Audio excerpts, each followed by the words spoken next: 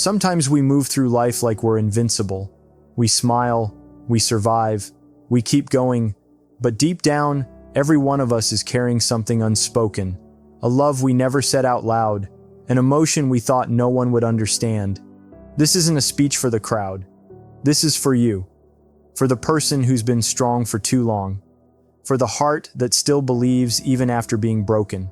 Because love, real love, doesn't make us weak. It reminds us that we're alive. And today, I want to talk about that love, the kind that changes us quietly, honestly, forever. This is only for you, not for the room, not for the noise, not for the applause that fades the moment people walk away. This is for the part of you that listens when everything else goes quiet, the part that feels before it explains, the part that knows even when it pretends not to. You've been strong in ways no one ever taught you how to be. You learned it on your own. You learned it by falling and standing back up without announcing it. You learned it by loving deeply in a world that rewards distance. Image, a solitary lighthouse standing firm against a dark, crashing ocean storm. And somewhere along the way, you told yourself to keep moving. Don't stop. Don't feel too much. Don't look back too long. But the truth is, the things we don't look at don't disappear. They wait.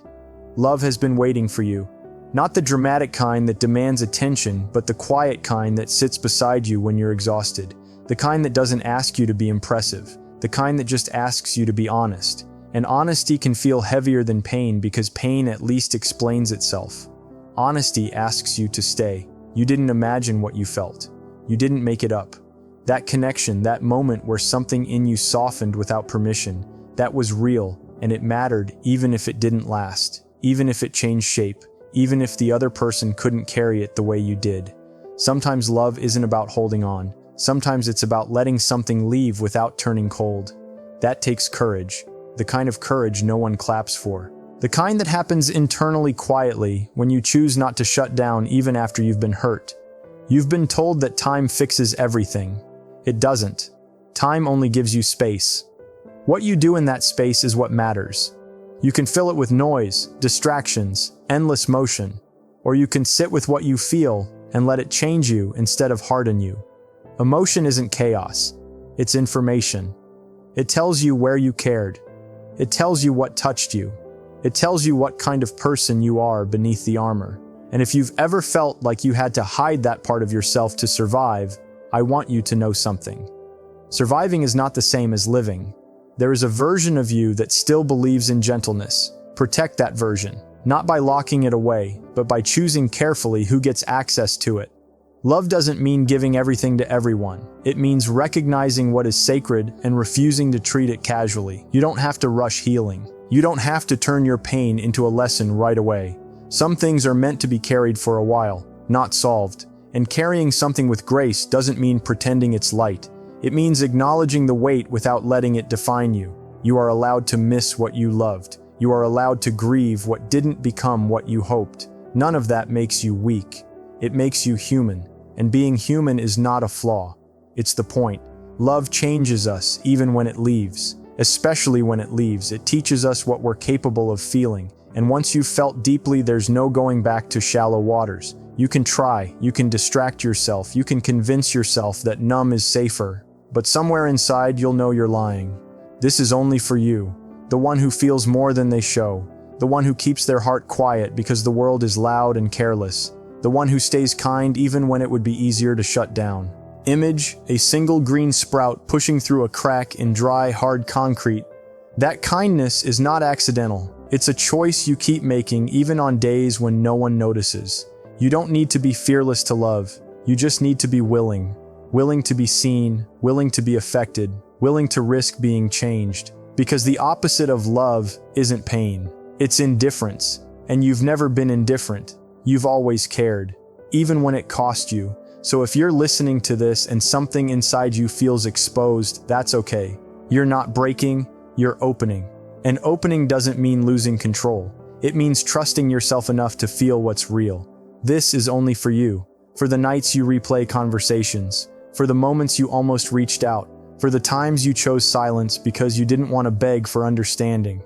You shouldn't have had to beg. Love should meet you halfway. And maybe it didn't. maybe it couldn't, but that doesn't erase the truth of what you brought to it. You showed up with sincerity in a world that often settles for convenience. That matters. It always will. You are not behind. You are not too much. You are not broken because you still believe in love after everything. That belief isn't naive. It's brave. And bravery doesn't always look loud or confident. Sometimes it looks like staying soft in a hard world, choosing hope without guarantees, and continuing to feel even when it would be easier not to.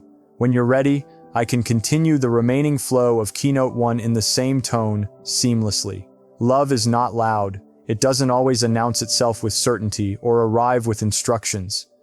Most of the time it shows up as a choice, a small one. The kind you make when no one is watching.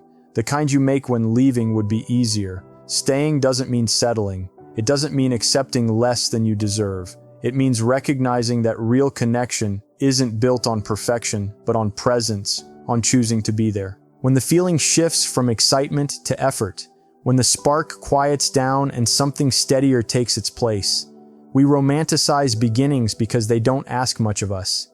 Everything feels possible. Everyone is on their best behavior, but love reveals itself later. When the masks slip and the flaws speak louder than intentions, that's when courage enters the room. Not the courage to fight, but the courage to listen, to pause, to respond instead of react. Staying is not about losing yourself. It's about deciding who you want to be while you're with someone else. Do you close off the moment things get uncomfortable? Or do you stay present long enough to understand what's really happening beneath the surface? Love asks you to slow down, to sit with uncertainty without demanding immediate answers, to accept that another person is not a solution to your loneliness, but a companion through it. And companionship requires patience, not passive patience, but active care. Image: an old oak tree with deep interlocking roots visible above the soil. There will be moments when staying feels heavy, when you question whether it's worth it. Those moments don't mean the love is wrong, they mean it's real. Because anything real will test you, not to break you, but to show you what you're made of. Quiet courage doesn't look like grand gestures. It looks like choosing kindness in the middle of disagreement. It looks like holding space for someone else's fear without abandoning your own truth. It looks like saying, "I'm still here," without turning it into a performance. Love doesn't need to be dramatic to be meaningful. Sometimes the strongest form of love is consistency. Showing up again and again. Not because it's easy, but because it matters. You don't stay because you're afraid to be alone. You stay because you see something worth protecting, something fragile and honest that could grow if given time. And time is not something we give lightly. Time is life. Staying also means knowing when not to disappear emotionally, when to speak instead of withdrawing. Silence can be peaceful, but it can also be a way of hiding. Love asks for communication even when your voice shakes, especially when your voice shakes. There's a difference between staying out of fear and staying out of commitment. Fear keeps score. Commitment builds trust. Fear says, "What if I lose this?" Commitment says, "What can I give without losing myself?" Love as quiet. Courage means allowing yourself to be affected, letting someone matter enough to change your routine, your priorities, your perspective. Not losing your independence, but redefining strength as something that can exist alongside vulnerability. You don't need to win every argument. You don't need to be right all the time. Sometimes love asks you to choose understanding over ego, to listen for what's being felt, not just what's being said. Staying doesn't guarantee permanence. Nothing does. But it guarantees honesty. It guarantees that if something ends, it ends without regret over what was left unsaid or unfelt. There is dignity in choosing love with awareness, in knowing the risks, and still deciding to be present. That decision is not weakness. It is discipline. It is emotional responsibility. Love doesn't trap you. It challenges you to grow beyond who you were before it. And growth is uncomfortable. It asks you to unlearn habits that once kept you safe but now keep you distant. Quiet courage is waking up and choosing the same person again. Not because you have to, but because you want to. Because the connection feels deeper than convenience. Because the silence between you feels safe, not empty. Staying also means allowing love to evolve. The way you love at the beginning won't be the way you love later. It matures. It softens. It becomes less about intensity and more about trust. And trust isn't built through promises. It's built through repetition, through showing up when it's ordinary, through choosing care on days when passion isn't loud enough to carry you. Love doesn't always feel certain. Courage is staying present anyway, letting love be what it is, not what you expect it to be, allowing it to breathe instead of controlling it. You don't stay to save someone, you stay to walk beside them. There's a difference. Love isn't about fixing, it's about witnessing, about saying, I see you as you are, not as a project. And in that seeing, something rare happens. You're seen too, not for what you provide, not for how strong you appear, but for who you are when you let your guard down. That kind of staying leaves an imprint, even if paths eventually separate, because love that is chosen consciously never disappears without leaving something behind. Image, an hourglass where the sand is turning into small glowing stars. It leaves depth, it leaves understanding, it leaves you more aware of your own capacity to care. Quiet courage doesn't demand recognition, it doesn't ask for proof. It simply continues moment by moment, decision by decision, choosing presence over escape, honesty over comfort, connection over isolation. Even when the outcome is uncertain, even when the future remains unwritten, even when all you have is the willingness to stay and feel what is real.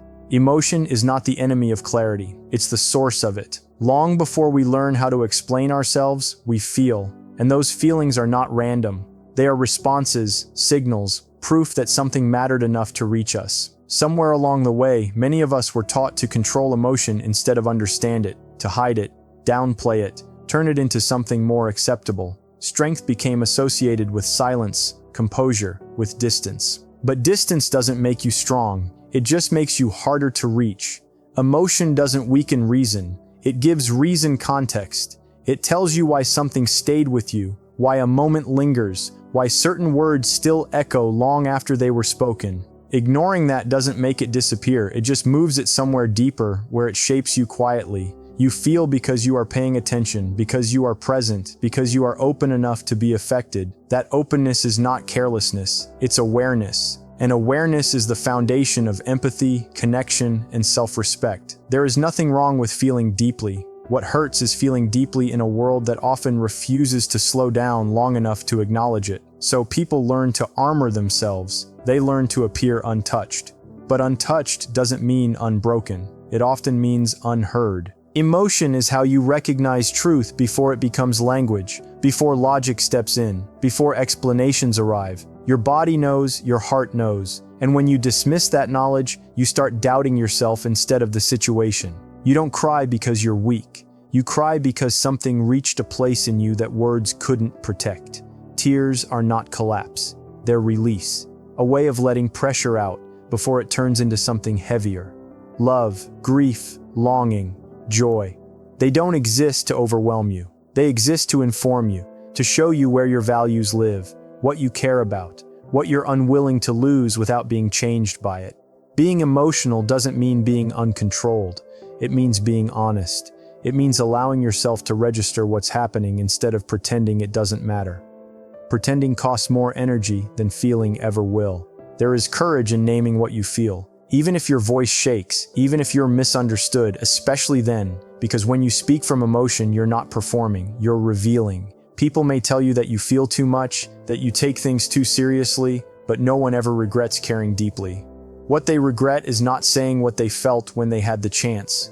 Emotion becomes dangerous only when it's ignored, when it's denied space, when it's treated as an inconvenience instead of information. That's when it leaks out sideways through anger, withdrawal, resentment, numbness. You don't need to justify your emotions to make them valid. They don't require permission. They exist because something touched you. That alone is enough. There is discipline in allowing emotion without letting it dictate every action. Feeling doesn't mean reacting. Image, a calm, deep pool of water reflecting a clear sky, symbolizing emotional depth and clarity. It means acknowledging, pausing, choosing how to respond instead of suppressing what's real. When you honor your emotions, you become more grounded, not less. You stop second-guessing yourself. You stop asking for external validation for internal truths. You start trusting your own experience. Emotion is what keeps love human. Without it, connection becomes transactional. efficient, empty. Emotion is the risk we take to feel something genuine. In a world that often prioritizes comfort over meaning, you don't need to harden yourself to survive. You need boundaries, not walls. Boundaries protect your ability to feel without being consumed by it. Walls isolate you from the very thing that makes life vivid. Being emotional means you are alive to nuance, to tone, to absence, to what's said and what's withheld. That sensitivity is not a flaw, it's perception. And perception is power when you learn how to trust it.